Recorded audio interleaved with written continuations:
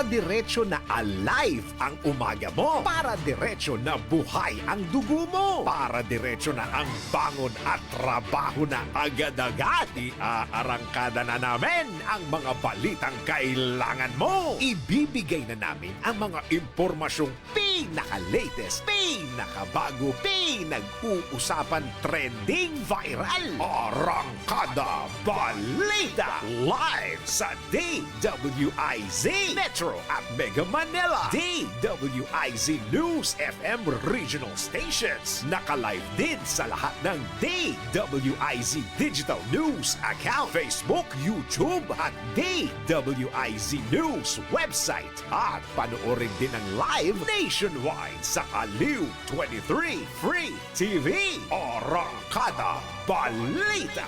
Arangkada na sina Drew Nasino at si Ate Juday, Judith Estrada Larino. Gising ang morning mo sa Arangkada Balita. Live araw-araw, Monday to Friday, 5 a.m.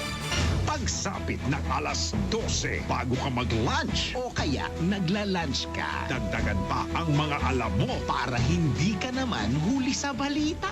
live sa DWIZ Manila at sa lahat ng DWIZ News FM sa buong Pilipinas, Luzon, Visayas at Mindanao. At mapapanood ng live sa Aliw 23 Free TV at sa lahat ng digital channel ng DWIZ. Ang Balitang Bayan. Mga balitang nangyari lang at kasalukuyang nangyayari. Balitang Bayan. Kasama ang opisyal na tagagising ng bayan, si Drew Nasino. Di ka aantukin kapag nalaman mo na ang latest sa Balitang Bayan. Sa patuloy na pagbabalita ng tama at paglilingkod ng tama. Balitang Bayan. Araw-araw, 12 noon. Walang yumayaman sa pagiging empleyado lang. Dapat lahat tayo nagninegosyo. Timing! Narito ang isang programang magbibigay ng tamang gabay sa pagnenegosyo. Pakinggan at panoorin ang mga ekspertong magiging guest dito. Isang show para sa negosyo. DWIZ Negosyo. Kasama sina Lito Gagni at Jerry Orbina tuwing Tuesday, Thursday at Friday, 2 p.m. Pakinggan ng live sa DWIZ. Panoorin ng live sa Aliw 23 at i-follow sa lahat ng digital channels ng DWIZ, Facebook, YouTube at DWIZ News app. Huwag munang magplano, huwag munang sasabak, huwag munang papasok sa negosyo ng hindi napapanood ang show na Negosyo. Dahil ang dating ng DWIZ ay nationwide. Kailangan mabalitaan mo ang mga nagbabagang balita saan man ito sa Pilipinas. Hatid ng buong puwersa ng DWIZ News Gathering Team. Hatid ang programang magbibigay ng tamang impormasyon na galing sa lahat ng region sa buong bayan.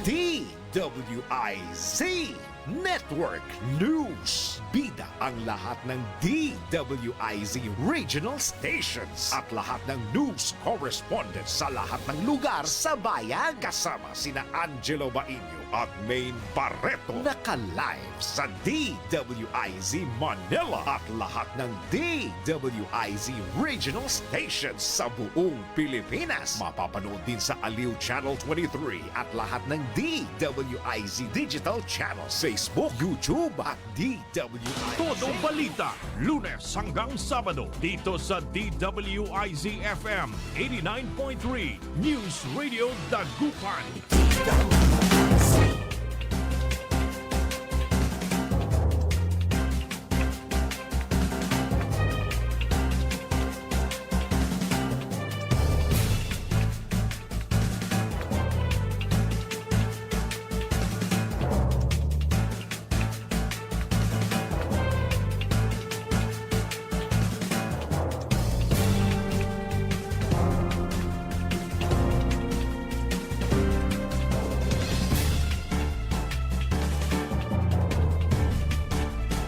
Oras, ganap na alas 5:07. Isang bumabaha pa ring umaga ang ating pagbati. Good morning, good morning, good morning, good morning, good morning. Magandang umaga po sa inyo lahat. Araw po ngayon ng Lunes at ngayon ay July 28, 2025. At oras na po nating programang Todo Balita at Komentaryo. As usual, sa lapuan sa oras, iatid namin sa inyong mga balita sa ating bansa, sa ibang dagat. Pagtalakay din po natin sa ating mga lokal na balita. Kami po niya matagapagbalita ko po si Susan Valdezia daw. Kasama natin si Caron Liway Iparagire. Dumako na tayo sa ating mga headlines, sa ating balitang pambansa. Lito Lapid o Senator Lapid may solusyon para mabawasan ang pagbaha. Todo Balita. Mga worker may 30% dagdag sweldo nitong linggo. Todo Balita. Palasyo, igalang ang desisyon ng Supreme Court sa impeachment ni BP Sara. Todo Balita. Kamara din pasusuko sa Sara impeachment. Todo Balita. Sa ating mga lokal na balita, RDANA o Rapid Damage Assessment and Needs Analysis agad na isinagawa sa Western Pangasinan pagkatapos maglandfall ng bagyong Emong. Todo Balita. Relief distribution isinagawa kahapon. Todo Balita.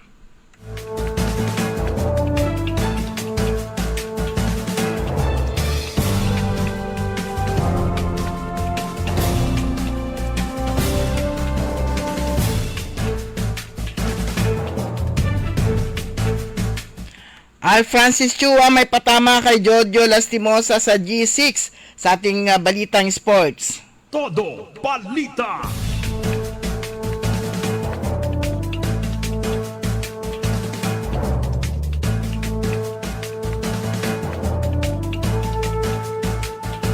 Dumako na tayo sa detalye ng ating mga balita sa ating balitang pambansa.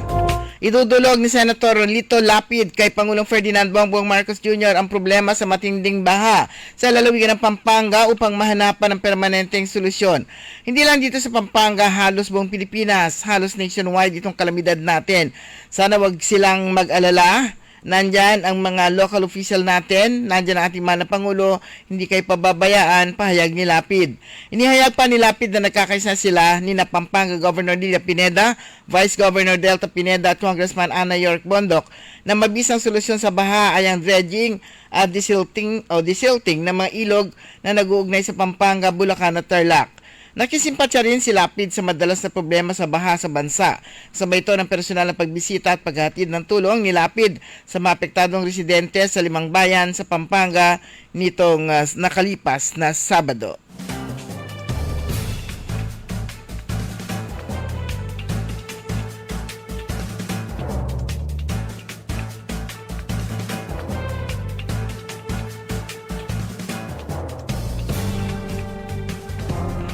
Umapila ang Malacanang sa publiko ni galang ang Korte Suprema matapos ideklarang labag sa konstitusyon ang isinampang impeachment laban kay Vice President Sara Duterte. Sa mensahe sa mga reporters, sinabi ni Palace Press Officer Undersecretary Claire Castro na hindi pa natatanggap ng palasyo ang kabuang kopya ng pasya ng Korte Suprema. Hindi pa namin natanggap at nababasa ang buong desisyon ng Korte Suprema. Sa ngayon, nananawagan kami sa publiko ni galang ang Korte Suprema at magtiwala sa ating mga institusyon, pahayag ni Castro nung nakalalabas pa lamang ng desisyon. Sa mga nangunang pahayag, nilinaw ng Malacanang na walang kinalaman si Pangulong Ferdinand Marcos Jr. sa impeachment laban kay Duterte, kasabay ng pagbibigay diin na ito'y usapin ng Kongreso.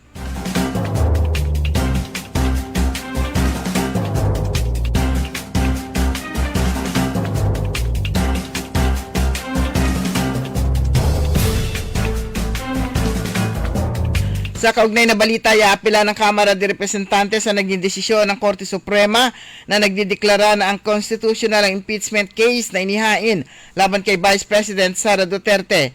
Iginiit ng tagapagsalita ng Kamara na si Attorney Princess Abante na sinunod ng Kamara ang proseso ng impeachment batay sa nakasaad sa konstitusyon at mga naunang ruling ng Supreme Court. Una sa lahat, nananatili ang respeto ng Kamara sa ating Korte Suprema. Subalit kami lubos na nababahala matapos naming matanggap at mabasa ang desisyon ng Korte Suprema kung saan pinawalang bisa ang impeachment complaint na isinampa noong Pebrero 5 laban kay Vice President Sara Duterte, sabi ni Abante.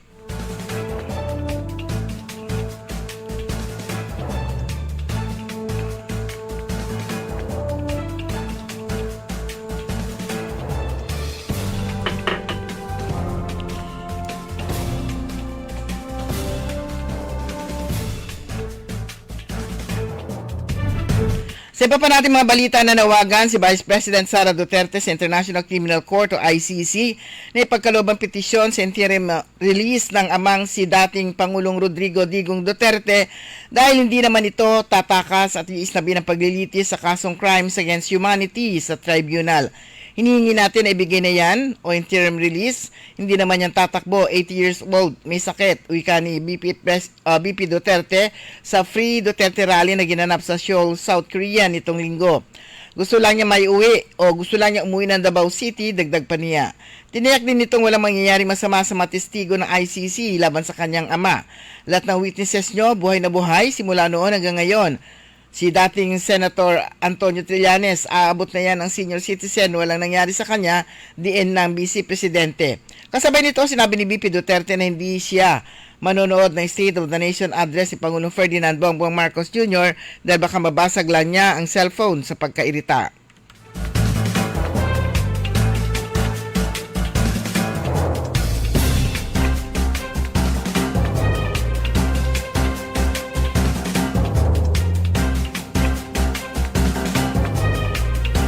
Idiniklara si Philippine National Police Chief Police General Nicolas Torre III na panalo by default sa boxing match nito kay acting Davao City Mayor Sebastian Baste Duterte matapos na hindi sumipot ang huli sa Rizal Memorial Coliseum nitong linggo. Dakong alas 10:30 ng umaga ay nasa ring na si Torre para hintayin si Duterte kaya napilitang bumilang ng 10 ang ring announcer saka idiniklarang panalo ang PNP chief. Tumanggi naman si Torre na magkaroon sila ng rematch si Duterte matapos itong hindi sumipot kahapon. I have a lot of work and this is not worth responding to, saad ni Duterte sa mga reporter. Tinatayang 4,000 kataong nanood sa Coliseum para saksiyan ng boxing for cause ni Torre at Duterte kung saan nagkaroon din ng undercard sa charity boxing. Ani Torre umabot sa 16.3 ang cash donation na may sponsor habang 4.2 million ang mga pledge at 350 ang benta sa ticket.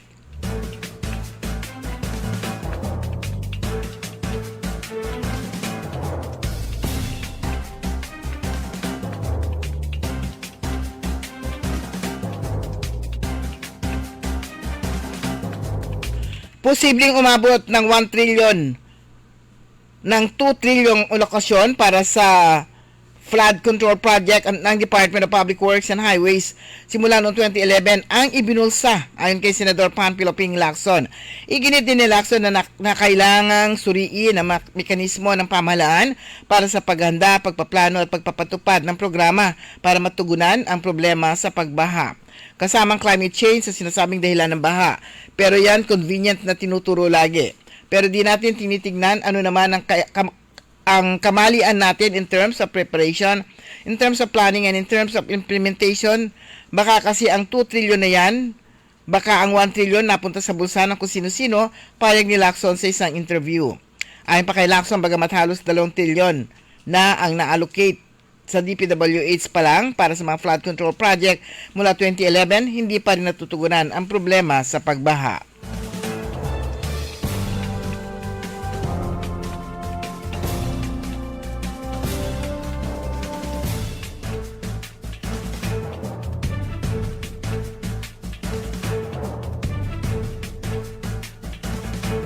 Kasado na ang buong preparasyon sa ika-4 na State of the Nation address ni Pangulong Ferdinand Bongbong Marcos Jr. ayon sa Philippine National Police. Ayon kay PNP spokesperson Brigadier General Jean Fajardo, mahigpit na seguridad ang gagawin ng mahigit na 12,000 pulis na ikakalat sa paligid ng batasan pambansa.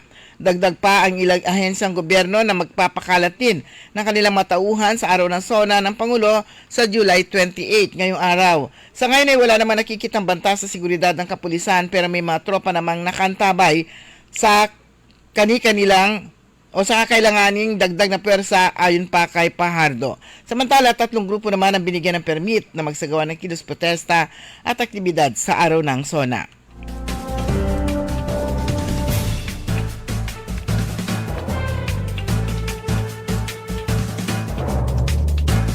Dumako naman tayo sa ating balitang lokal. Naglandfall si Bagyong Emong sa Western Pangasinan ng Huwebes ng gabi, July 24. Pagkatapos nito, agad na sinagawa Rapid Damage Assessment and Needs Analysis o RDANA upang matukoy ang lawak ng pinsala at ang agarang pangangailangan ng mga apektadong komunidad. Sa pangunguna ng Provincial Engineering Office, Provincial Disaster Risk Reduction and Management Office at Pangasinan Human Settlements and Urban Development Authority, agad na pinuntahan ng mga bayan ng Agno, Bulinaw, Anda, Bani at ang lungsod na Alaminos upang direktang masuri ang epekto ng bagyo. Ang Ardana ang nagsisilbing unang hakbang upang matulungan ang mga komunidad na makabangon mula sa sakuna. Bumisita si DSWD Secretary Rex Gatchalian sa Dagupan City kahapon, July 27 para pangunahan ang pamamahagi ng relief assistance sa mga komunidad na naapektuhan ng pagbaha dulot ng southwest monsoon at mga nagdaang bagyo. May kabuang 200 mangingisda at 124 na pamilyang pansamantalang nananatili sa evacuation center sa Sabangan Elementary School sa Bunan Gazette na nakatanggap ng family food packs at hygiene kits sa relief operation. Sa isang panayam, binigyan diin ng kalihim ang patuloy na suporta ng ahensya sa mga internally displaced person at koordinasyon sa mga local government units. Sabi pa ng kalihim, ang DSWD ay nakandang umagapay sa mga pangangailangan ng mga evacuees o mga internally displaced person. Nakikipag-ugnayan kami sa mga local government unit upang masigurong tuloy-tuloy na daloy ng pagkain at ibang kits na kailangan sa loob ng evacuation center, dagdag panig at selyan. Ang DSWD patuloy na pinapalakas sa kanilang disaster response operation sa Northern Luzon na tinitiyak na ang mga pangunahing pangangailangan ng apektado residente ay agad na natutugunan. Sa siyudad ng Alaminos, ang 10 sangguniang panlunsod na lungsod ay lungsod ng Alaminos, Pangasinan sa pangunguna ni Presiding Officer Vice Mayor Anton Perez ay nagpulong kahapon, July 27 para sa ikalawang special na session nito. Ang tanging agenda ng August Body ay ang pagdeklara ng City of Alaminos, Pangasinan sa ilalim ng State of Calamity. Sa mosyon ni Konsehal Oscar Bowling Jr. na sinigundahan ng lahat ng miyembrong naroroon, isang resolusyon na nagdideklara sa lungsod ng Alaminos, Pangasinan sa ilalim ng State of Calamity dahil sa pinsalang dulot ng katatapos na Tropical Depression Krising, Dante at ang Tropical Cyclone Emong at ang masamang epekto ng habagat o Southwest Monsoon. Samantala, dineklara ng LGU Alaminos na walang pasok ang klase sa lahat ng antas at wala rin pasok sa lahat ng opisina ng gobyerno sa nabanggit na syudad.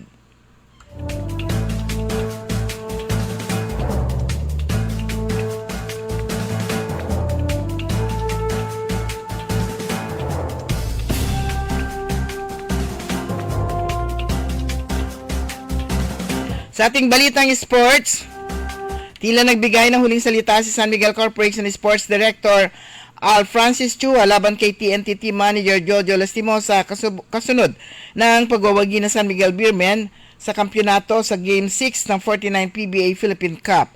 Sa seremonya ng paggawad sa Smart Araneta Coliseum noong Biyernes ng gabi, umakyat sa entablado si Chua para sa isang maikling talumpati at binanggit na unang komento ni Lastimosa na nag-akusa sa Beermen na masyadong maagang pagdiriwang. Ang talumpati ay kinuna ng video ni Sios Valdez ng DWAR 1494 Sports. SMB, pwede na tayo magdiwang. 4 na bulalas ni Chua na nagdulot ng sigawan mula sa mga manonood at sa koponan. Dumating ang pahayag ilang araw lang matapos pa punahin ni Lastimosa ang Beermen na sina Chris Ross at Jericho Cruz dahil sa pagkilos na parang kampyon nang lumayo ang San Miguel ng 3-1 sa Game 4 ng Best of 7 Series. Sumanya kabuuan ng ating newscast sa ating Todo Balita at Komentaryo. Inyo po tagapagbalita ko po si Susan Valdez Yadaw. Kantabay natin si Ka Eli Garcia. Ang oras po natin ganap ng alas 5:22. Ang balitang ito ay inihatid sa inyo ng Bingo Plus. Download Bingo Plus app now on Google Play and Apple App Store for a chance to win up to 935 million pesos jackpot prize. Visit bingoplus.com to learn more. With Bingo Plus, bingo sa saya plus sa panalo. Gaming is for 21 years old and above only. Game responsibly. Keep it fun. Magandang araw po sa ating lahat, sa ating mga bisita. Inaanyayahan ko po kayo sa aming lungsod ng Alaminos para po mabisita at ma-experience ang ating mas pinagandang 100 Islands. Marami na pong pagbabago sa ating mga isla at sana makita namin kayo dito sa aming lungsod para po makapag-swimming, makapag-enjoy kasama ang inyong barkada at ang inyong pamilya. Tara na! Dito sa Alaminos City para sa ating 100 Islands. Ang patuloy na pagpapaganda sa 100 Islands National Park at lungsod ng Alaminos ay pinangungunahan ni Mayor Art Brian Celeste. High blood, salot, milyong-milyong katao na ang namamatay sanhi nito. Kaibigan, baka ikaw na ang susunod. Ni Mrs. Flor de Lisa Barbosa, ti Rosario, Santiago City. Agtawenak ti 63. Manungatawan nga aglutluto ako, tada karinderyak. Mariknak agpipikal, ti imimak iso nga nanggagak ti radyo, dato'y agas nga pao di arko. Pinadas ko, mayat ti epekto na. Duti food supplement nga napadpadasa ko, awan ti epekto na. Dato'y pao di arko, idi nagtumarak, manungal daw lang, han nga agpipikal ti imakon. Awisen kay nga mangpadas, tapno maikatmat, dagita rik na inyo, saksakitin nyo. Kaya kaibigan, buhay mo'y ingatan. Mag-Aldrich Pau de Arco Herbal Capsule na para kalusugan mo ay garantisado. Hoy mga suki, hanap nyo ba ay mga murang bilihin, malinis at sariwang pagkain sa pang-araw-araw at handaan tuwing may okasyon? May suggestion kami sa iyo. Tayo na sa Macador Market na kung saan inyong mabibili ang mga mura, sariwa, malinis at ligtas na bilihin tulad ng karne ng baboy at baka, manok, isda, gulay at iba-ibang sangkap sa pagkain. Matatagpuan din sa Macador Market ang dry goods, groceries, eateries at fruit section. Kaya ano pang hinihintay nyo? Gawing bongga ang handa mo everyday with Macador Market. Macador Market is open from 4 a.m. to 8 p.m. Visit us at Macador Market, Galvan Street at Zamora Street sa downtown, Dagupan City. Bawal ang babagal-bagal, bawal ang kukupad-kupad. Mabilis na ang panahon, kaya maiiwan ka kapag hindi ka nakasabay sa bilis ng panahon. Presyo ng gasolina, saan traffic, saan hindi? May strike ba o wala? At mga balitang importante sa buhay ng commuter na Pinoy sa DWIZ Pasada Balita. Live sa DWIZ AM Metro and Mega Manila. DWIZ News FM Regional Stations. Aliw Channel 23 at nakalive din sa lahat ng DWIZ digital accounts. Kasama ang magbibigay ng kakaibang drive sa umaga. John Ibanez. DWIZ Pasada Balita. Tuloy sa pagbabalita ng tama. Paglilingkod ng tama. Lunes hanggang Biyernes 7 a.m. Huwag papayag na wala kang alam sa balita. Maiiwan ka niyan. Huwag kang papayag na hindi mo alam ang latest. Ma-out of place ka niyan. Programang hatid ang tamang balita at tamang impormasyon. Hindi lang sa Maynila, kundi sa buong bayan. Ronda Pilipinas. Pinakabago at pinaka-updated na mga pangyayari. Ihahatid live. Ronda Pilipinas. Kasama ang gigising sa inaantok mong dugo. Si Dennis Antenor Jr.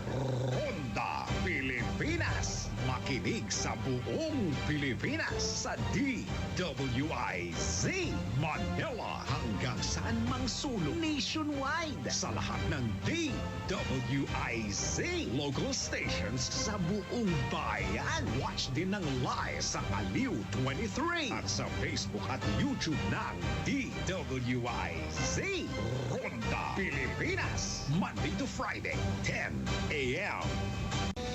Dahil ang balita hindi tumitigil. Dahil ang balita tuloy-tuloy na nangyayari. Dapat alam mo ang latest kahit ang mga taong nasa likod ng balita. Kaya makibalita kay Senyor Balita. Araw-araw, Lunes hanggang Biyernes, kasama si Ray Pacheco. Live na mapapakinggan sa DWIZ.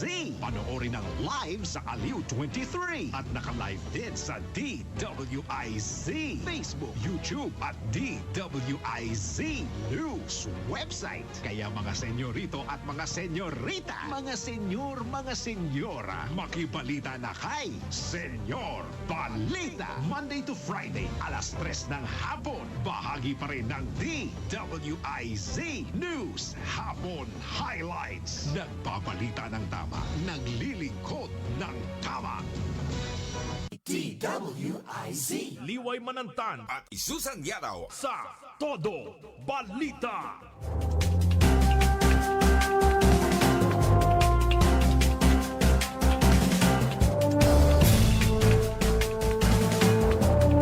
Oras po natin, ganap na alas 5:28.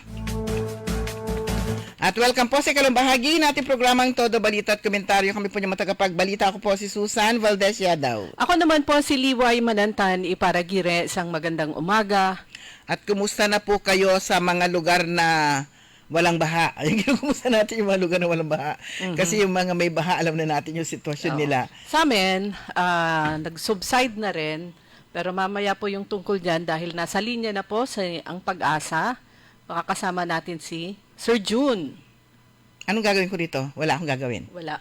Sir June, good morning!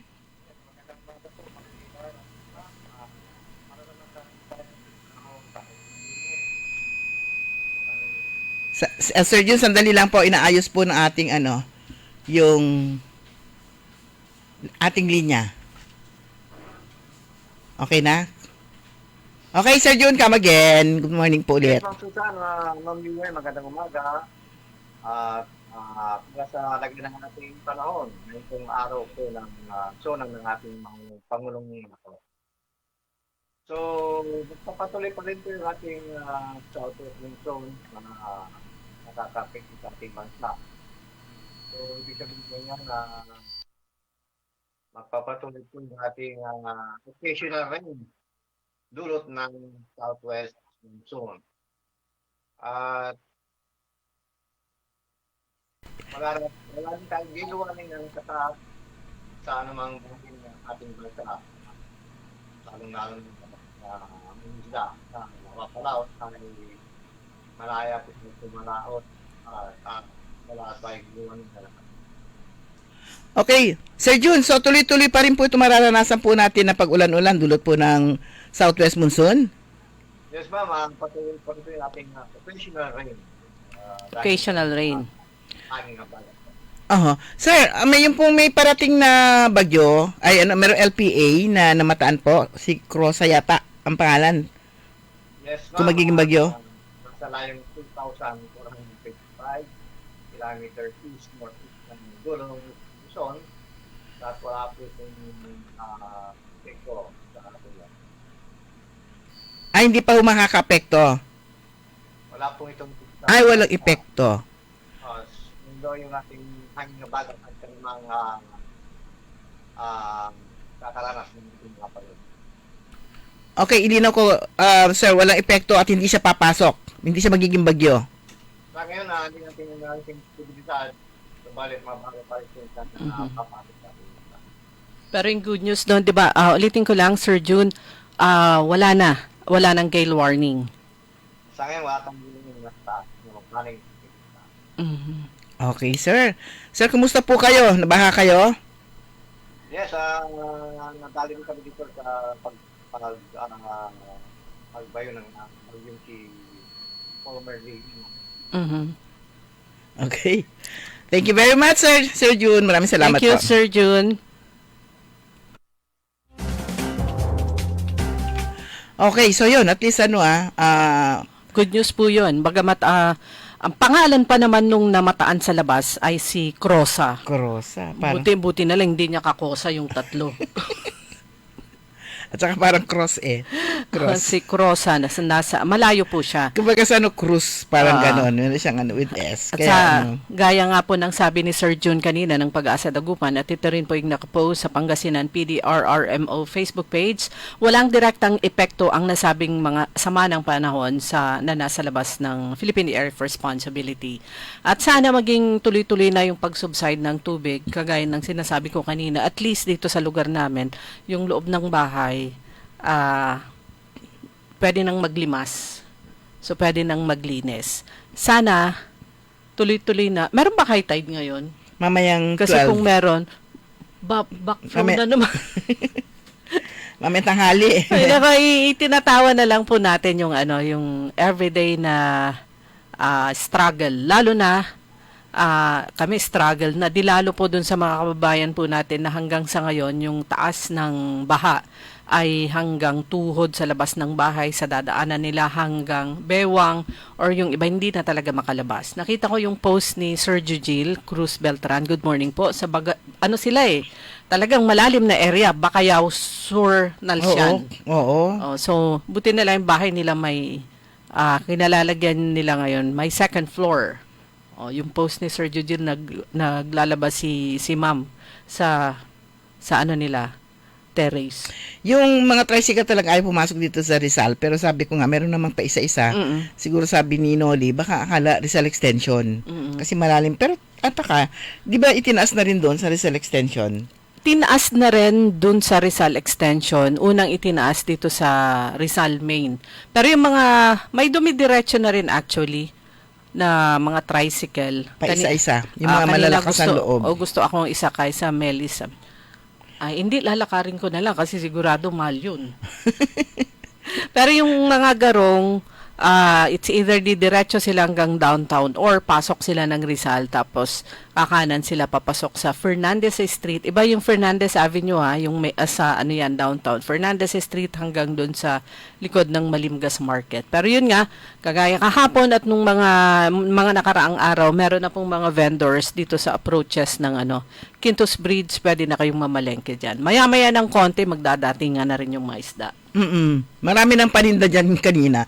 Pero sa mga nagtatanong kung may pasok o wala, marami pa rin nag-aabang. Maging yung mga nasa mga government employees, gusto pa rin nila yung walang pasok kasi nga marami pa rin yung hindi pa rin nakapaglinis at talagang marami pa rin po yung mga areas na flooded pa hanggang sa kasalukuyan o mga bakasyonistang baha.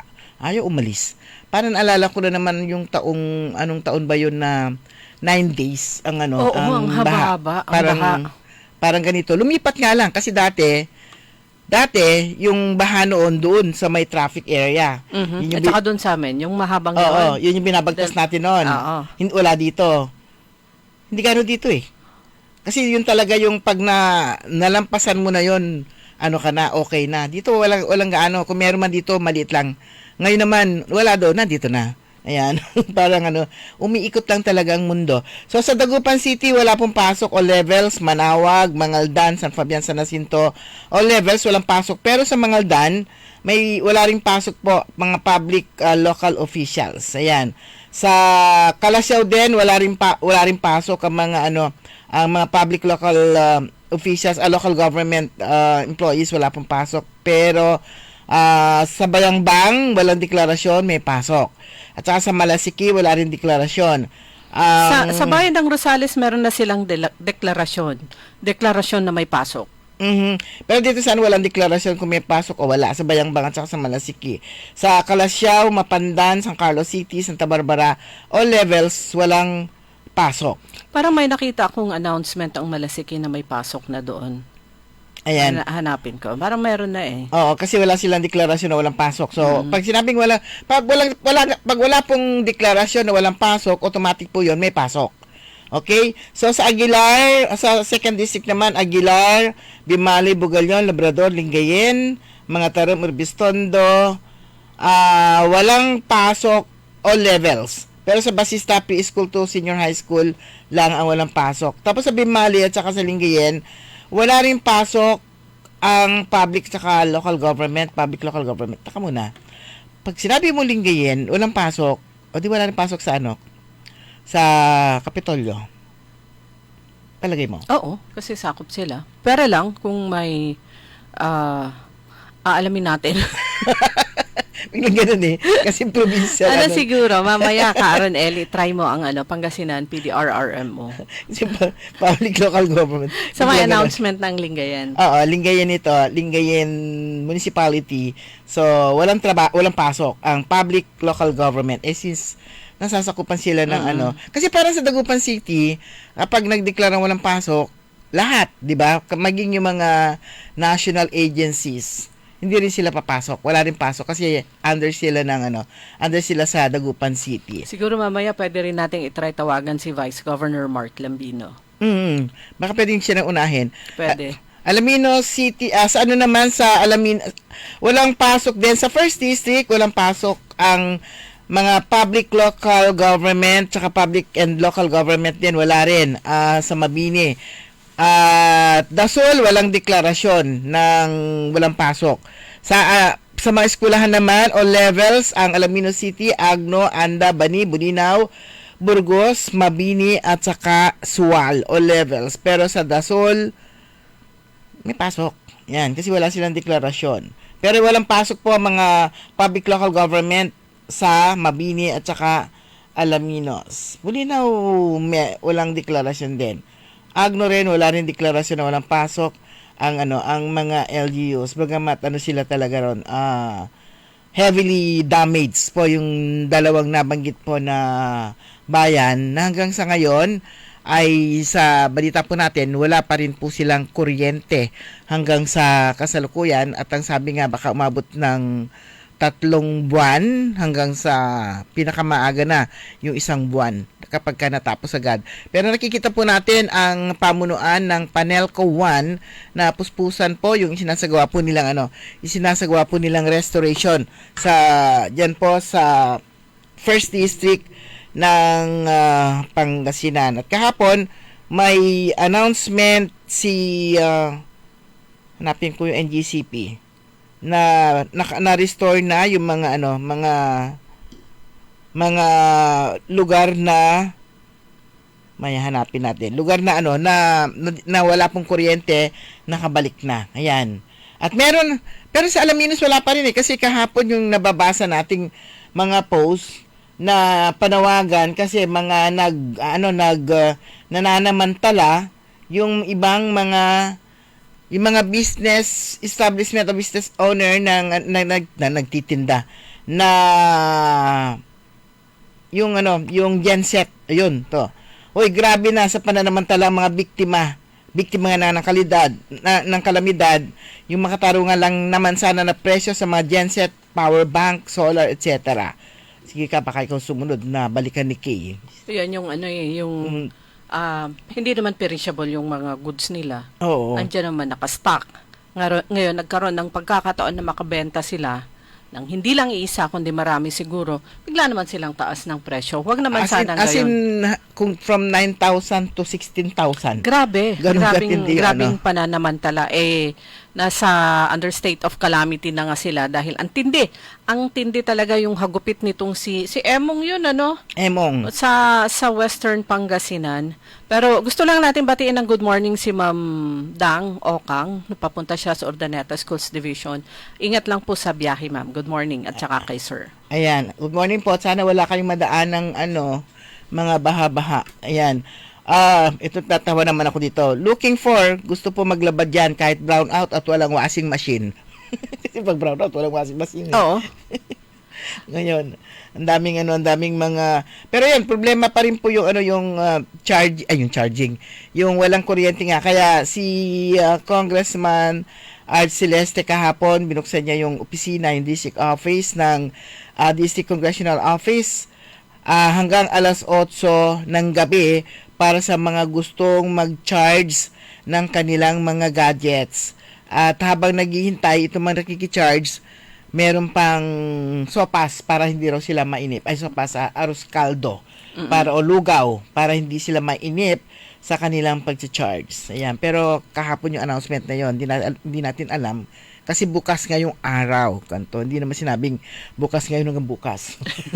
Binabati po natin na magandang umaga rin lahat ng mga miyembro ng rescue and response teams mula sa government, iba't ibang government agencies, non-government organizations na mga tumutulong na makapaghatid ng tulong sa mga kababayan po nating binaha at nasa ilalim pa rin ng tubig ang kanilang mga flooring.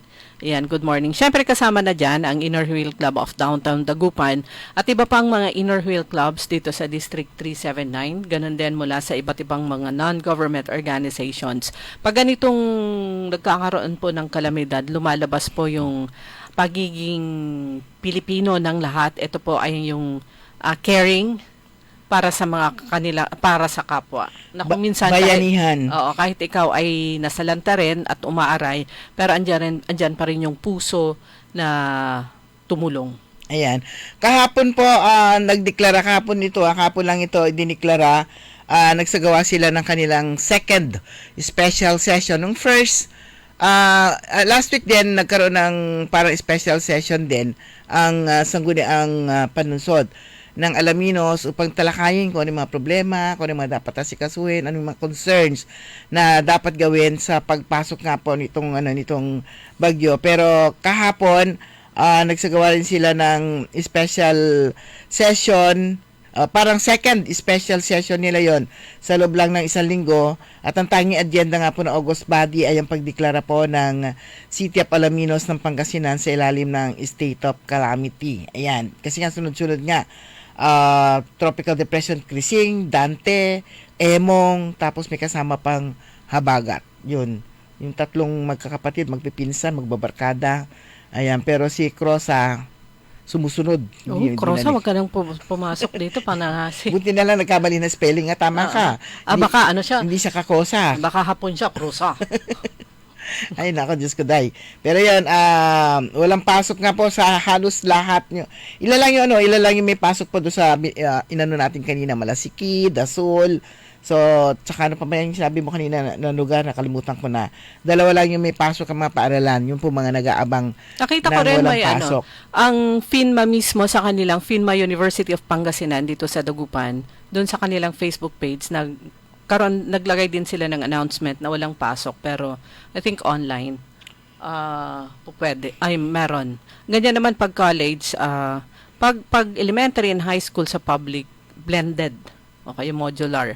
Pero kahit kunyari sa lugar nyo ay walang announcement ng cancellation ng klase, localized, meron din yung tinatawag na school-based. At kayo na mismo, huwag nyo nang papasukin yung bata kung dyan mismo sa bahay nyo hindi siya makalabas. Kasi ang nagdeklara po ng walang pasok, LGU. So yan, pwede po magdeklara din ng DepEd ng walang pasok kung nakita nila na doon sa, parang kasi, di ba, yung sa LGU nakita niya in general, walang gaanong epekto, pero baka hindi napansin na sa isang lugar, bumabaha doon, so pwede magdeklara doon ng DepEd ng walang pasok.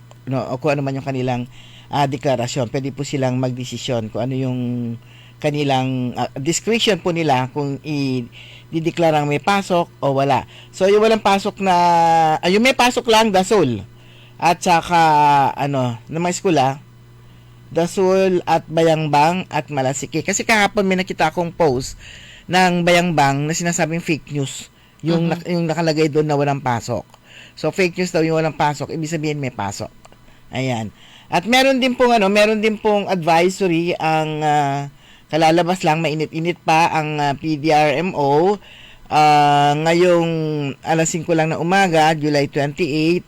Kasi kanina yung balita nga po natin, yung naka-interview nga po natin si Sergio ng Pag-asa, wala raw gale warning, pero may paalala po ang Pangasinan PDRMO, bagamat wala nakatas na gale warning sa ating lalawigan, inaabisuhan ng mga mangingisda na mapanganib pa rin ang maglayag dulot ng posibleng pagbabago sa kondisyon ng karagatan dulot ng sama ng panahon. So ayon nga sa Pag-asa, inaasahan din ang katamtaman hanggang sa malalakas na alon na maaring umabot sa 2.8 na metro. So manatiling nakatutok sa mga pinakabagong updates. At saka yun, yung po mga mangingisda natin, although affected na, hindi lang sila, lahat naman actually, Pero siyempre sila, lalong-lalo na po yung ating mga isda, yun lang din po yung inaasahan din po nila na pagkakakitaan. Pero gayon din naman yung ating mga magsasaka, yung inaasahan din Lalo nila. na, meron. Oo, yung inaasahan nila na pagkakakitaan talagang Oo, meron yung magtatanim pa lang. I think sa ano yun, Nueva Ecija o ano, inanod yung mga itatanim nila at pilit na hinahabol baka sakaling mai-save pa nila kasi nakatali naman. Wala na, ang bilis nung pagtaas ng tubig. Dito sa atin, meron akong nakita din na yung mga malalaki na talaga humahagulgul kasi nga talagang naging putik na at wala na talaga yung kanyang mga speaking about hagulgol, parang ang bigat sa dibdib is yung isang magsasaka naman, nalunod yung mga alaga nilang kalabaw. Oo. Just imagine, ilang years na inalagaan at kung hindi man nila ginagamit ito sa bukid, kung ito ay ibibenta o pinagkukuhanan ng gatas, imagine nyo kung magkano yung presyo ng isang kalabaw. Yung ang bigat sa dibdib. Kasi kaya para sa ating mga magsasaka kayamanan, maski naman tayo pag nakita natin, wow, meron siyang kalabaw. Para alam mo naman kayamanan din naman talaga yung mga, pag meron kang mga alagang hayop yan. Ayun yung nakita ko rin talaga yung presyo na nun, 50,000 pesos pataas na yun eh. Yung magsasaka din na nakita ko rin na talagang naging putik na yung kanyang mga pananim, mga mais yata yun, talagang humahagulgul po sila. Pero kaya yung mga lalo na meron isang area, hindi ko alam kung somewhere sa Eastern Pangasinan, yung mga namamakyaw, bumibili ng mga palay. Eto nung bago yung bagyo, nung mainit pa yung panahon, sabi niya, talagang pinapagalitan nila at pinapaalis yung mga buyer na mula sa ibang probinsya. Sabi niya, binabagsak nyo na nga yung presyo. Kinakawawa nyo na yung aming magsasaka, papakyawin nyo pa yan, wala na kaming mabiling bigas sa palengke namin. Galit na galit sila. Kasi eto po, yung mga hindi namang karamihan yung kanilang naaani, sa palengke rin binibenta yun eh. Pero yung kita mo yung galit ng mga farmers na masyadong yung binabarat. Tapos, dinadala nyo sa probinsya namin. Kami ang nawawalan ng bigas dito sa amin. Ang dami pong problema actually, ang daming concerns ng ating mga magsasaka. Hindi ko maintindihan, pakisulat na lang. Ayan, meron tayong makakapanayam sa linya. Kanina ang tinatawagan ko si Vice Governor Mark Lambino at saka si Sinpelco General Manager Corpus. Tignan natin kung sino yung contact ni Ka-Aaron Eli. Ayan. Okay, habang hinintay natin yan, dito po sa Dagupan, wala pong pasok ha, yung pati ang mga empleyado ng gobyerno. Ayan. Sinpelco. Si Engineer Corpus. Mula sa Sinpelco, tayo ay magkikibalita dahil alam po natin meron ding ilang mga areas sa sakop po ng Central Pangasinan Electric Cooperative ang apektado rin nung nawalan ng serbisyo ng kuryente. Para malaman po ninyo kung ano po yung ginagawa ng Central Pangasinan Electric Cooperative. Kagaya pa ng ibang electric cooperative, bago pa dumapo ang bagyo, naka-alert na yung papasukin na po natin si Engineer Rodolfo Corpus. Sir, good morning. Si GM. Good morning po sa ating mga nakikinig. Yan, unang-una po, kumusta dun sa bayan ninyo po at sa lugar nyo? Sa mga terem, di ba, sir? Opo, dito sa mga terem po, nung kasagsagan ng habagat at ng bagyo ay marami tayong underwater na barangay. Kaya napilitan din tayo na mag-shut off ng serbisyo ng kuryente para maiwasan yung untoward incident. Sa ngayon, sir, ano pong areas ang wala pang kuryente po? Partial area lang po, yung mga barangay na still hindi pa safe na mabigyan ng serbisyo ng kuryente dahil baka magkaroon ng mga electrocution accident. Kaya ina-assist po natin bago natin ibalik ang serbisyo ng kuryente ay tinitignan natin maigi kung may mga submerged na mga kabahayan pa para maiwasan naman po yung aksidente. Yes, sir. Meron po tayong specifics o ilang specific areas kung saan po yung sa ngayon ay shutdown pa rin yung kanilang serbisyo ng kuryente. Sa bayan ng Bayambang, sa Orbistondo, mga Taram, Aguilar, at nung nakaraan ay sa bayan ng Bugalyon ay nagkaroon tayo ng mga barangay na nagkaroon ng full shutdown sa kuryente. Pero yun po yung time to time ay ina-assist natin. Pati rin po pala sa bayan ng Binmalay at sa Kalingayen, ang along Agno River. So, ulitin lang natin mga kababayan, meron lang ilang barangays na sinutdown Ilang po. barangay na lang po. Hindi po yung the whole bayan, ilang barangay lang po yan. So, Opo. Hello, sir. Hello, sir. Hello. Yeah. Maswerte po tayo sa Sinpelco kasi parang wala namang hindi gaanong affected din po ng bagyo po yung mga siniservisyo po ninyo bukod sa pagbaha. Unlike sa First District po na maraming mga poste po yung natumba at talagang wala pang kuryente hanggang sa ngayon. Dati-dati po merong kayong po mga electric cooperatives nagtutulungan, ano po?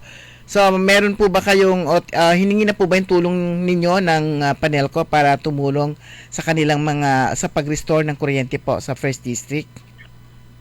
Opo, bago po dumating si Emong, ay nagkaroon na ng activation ng tinatawag po natin na Task Force Kapatid, na kung may mga area po na severely damaged ng mga typhoons, ay ready po tayo na mag-assist para sa restoration ng kuryente. So, starting today, Monday siguro, ay magdadatingan yung mga task force ng Panelco 1 para matulungan na magkaroon or mapabilis yung restoration ng linya sa kanyang dating integrity. So, ang central comment po ay bumubuo ng team para may padala sa Panelco 1 po na makatulong para sa restoration ng ilaw. Pag sinabi po bumubuo ng team, ilan po ipapadala po ninyo doon para tumulong? Tinapos lang po natin ng mga ilan na nasira din sa linya natin. At kung makapagbala tayo ng isa o dalawang team with heavy equipment para mas mapabilis po yung restoration process. Ayan, Task Force Kapatid. Pag ganito, sir, from as far as where nanggagaling po yung mga team na tumutulong? Yung mga kooperatiba po ng nearby provinces at region. Kagaya sa Region 3, may mga nakita na ako, nabasa ako na nagbubuo na rin ng team. As far as sa Ilocos, sabi nila na natamaan din, pero hindi ganun kagrabe, kaya sabi nila magpapadala din ng task force dito sa Western Pangasinan. That's good news. Siyempre, ilang araw nang wala silang kuryente doon dahil na antindi yung effect talaga nitong ni Emong. Sa mga nasasakupan po ng Central Pangasinan Electric Cooperative, sir, ano yung naging worst ang effect po, lalo na sa serbisyo ng kuryente? Yung bayan po ng Sual, may pinakamaraming nasira. Kaya hanggang kahapon ay nag-assign kami, even yung mga contractor namin ay in-engage na namin yung services para mapabilis yung restoration po ng linya. Ano yun, sir? May mga poste rin na natumba o mga napigtas na mga linya? May mga poste po na natumba, lalo na doon sa mga barangay na malapit sa Alaminos City. So yun po yung severely damaged. Sa ibang bayan, may mga ilan na natumba ng poste dahil sa paglambot ng lupa at yung iba na daganan din ng sanga ng kahoy na bumigay ng kasagsagan ng bagyong Emong. Sir, ito pong date na to or ito yung mga petsa ng kailangan magbayad na ng bills yung ating mga consumers. Ano po ba? Tuloy-tuloy di ba yung paniningil o meron pong moratorium na tinatawag? Opo, sa totoo lang po, malaking tulong yung pag-settle ng electric bill lalo na sa panahong ito dahil nangangailangan po tayo ng mga materyales or mga gamit para ma-maintain yung integrity ng ating linya. So, nung nakarang linggo po, sinuspend namin yung ating disconnection activities. Pero hindi po ibig sabihin na medyo ipagwalang bahala natin yung ating mga obligasyon sa co-op. So, sana po magkusa yung ating mga consumers na i-settle yung kanilang electric bill para may magamit din po tayo sa ating operation. Okay. So, yun. Magbayad pa rin kahit na ano. At saka mahirap din yung lalo na kung meron naman kayong pambayad, lalaki lang yung obligasyon. At saka may ipunan. Diyan sa area nyo, sir. Tama po. Sa mga sakop po ng ulitin ko, sa mga sakop po ng Sinpelco, wala naman yata gaanong, meron bayang-bang, yung mga areas po na flooded areas. Kalasyaw. Hindi. Decor, pang Kalasyaw. Opo. Actually, yung mga nagkaranas lang ng pagbaha yung mga along Agno River na barangays. Kasi nung nag-overflow yung ating ilog ay lumalim yung tubig sa mga barangay na ito. Pero wala naman pong gaano apektado po sa pagbaha? Wala po. Siguro wala pang 10% naman na apektahan sa ating nasasakupang mga barangay sa buong Sinpelco. Okay. Siguro pang huli, sir, hingin na namin kung meron po kayong paalala, panawagan sa mga kababayan po natin, sa mga consumer members ng Sinpelco. Opo, sa ating mga consumer members ay lalong-lalo na po yung mga napiktuhan yung serbisyo ng kuryente. Ay sana po maintindihan natin na yung kaligtasan ng bawat isa po yung isinasaalang-alang natin para sa panahon ito ay maiwasan na magkaroon ng mga electrocution incident at makadagdag pa sa problema ng ating bayan. Kaya po sinisigurado natin na safe lahat. At kung in case naman po na ibalik yung serbisyo ng kuryente sa ating lugar, sa ating barangay, at may makita tayo na medyo delikado, i-report lang po natin para ma-isolate. Lalo na kung mga isa o dalawang bahay lang yung apektado na, ay i-isolate na lang natin para sa yung pangkaramihan naman po ay ng kuryente. Okay, thank you very much, GM Engineer Rodolfo Corpus. Maraming salamat po sa binigay niyong pagkakataon para maipahatid natin sa ating mga consumers yung mga mensahe at mga safety measures na dapat gawin.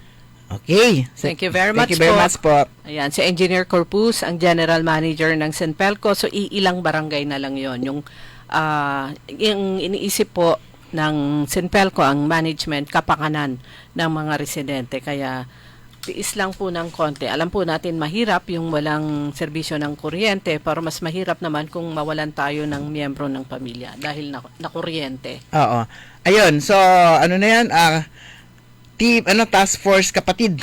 Yung tawag nila doon, yung nagtutulungan itong mga electric cooperatives kapag in cases na mayroong mga ganyan na mga anong tawag nito, mga nangangailangan yung kanilang mga kapatid na kooperatiba. So yun, mga dalawang team daw ang ipapadala nila sa Panelco dyan sa Western First Pangasinan District para tumulong nga sa pag-restore nga po ng kuryente na hanggang ngayon ay talagang wala pa rin pong kuryente dyan sa bayan ng Agno, Bulinaw, Alaminos, yung Albany, Ayan. yung mga super affected na mga areas. Ayan. Good morning kay Sir Jerry Domingo. Kumusta na po kayo? Maraming salamat sa pagsubaybay po sa amin. Sana okay po kayo. Anong ulam nyo ngayon? Ayan.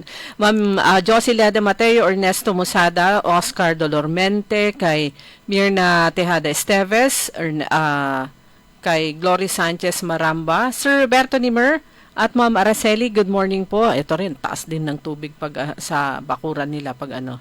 Kay Grace Matro, good morning. Kay Madam Rose at saka kay Kuya Benjitan na nakalabas na rin at last nung Sabado. Kay Charito Caluza Lumibaw at sa iba pa, magandang umaga po sa inyong lahat. Mamata and Tropa, good morning. At saka good morning kay DC Vian na hindi pa rin nakakalabas sa kanyang castle. Good morning, DC. Nanatili sa kanyang castle. Kay Fernando Espinosa, Benga Jovellanos, Tristan White Gulay, Randy Manawis, Gaheto Emasa Landingin, Benjamin. Binaliktad siguro to. Francis Soriano, kay nabasa ko na yun. Kay Achikora Aquino at Kuya Mar dyan sa Barangay Tubang, kumusta po kayo? At yung mga kababayan po natin dito sa Mayombo, yung galing sa ilang sitio na tumanggap kahapon ng kumuha ng kanilang relief pack. Na nahirapan. Sa Ganun pagpila. din. Sa paghihintay. Paglalakad sa tubig baha. At ganun din sa ibang lugar. Ingat po. Sofia Mamaril Matias, good morning din. At sa lahat po ng ating mga taga-subaybay. So wala na po tayo sapat na oras. Tabayanan po ninyo. Susunod agad, early in the morning. Makasama po ninyo si Karen Orly Navarro. Programang Todo Balita at Komentaryo. Kami po niyo nakasama. Sa technical side, si Ellie Garcia. Ako po si Liway Manantani Paragiray. Magandang umaga. Ako naman si Susan Valdez Siadaw. Magandang umaga po sa inyo lahat. At manatili po sana tayo ligtas. DWIZ. Sumain nyo ang Todo Balita, Lunes hanggang Sabado dito sa DWIZ FM.